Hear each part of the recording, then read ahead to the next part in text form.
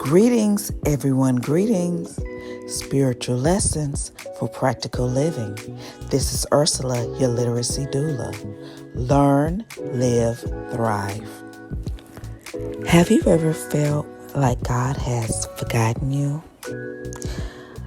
I've been laid off. I've lost, even been rejected. There have been many public situations where I felt alone and no one could ever relate to my drama. I didn't know anyone who could understand my trauma, my depressions, or my failure, or any of the experiences that I was going through. Well, in Isaiah 49, particularly verse 18, there's a question that was asked: how do you rejoice when you feel like your life is so heavy? It's hard to rejoice in those moments. But in verse 18, God commanded his people to look up while in exile. Those low periods in my life when I felt like I was in exile. But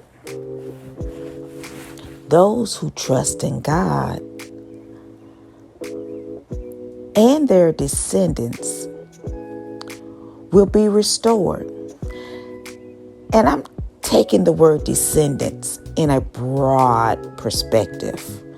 Those who are connected to me will be restored and will not have enough room for all the blessings that God can restore to you. And the blessings can be health, relationship, wealth, peace, and joy.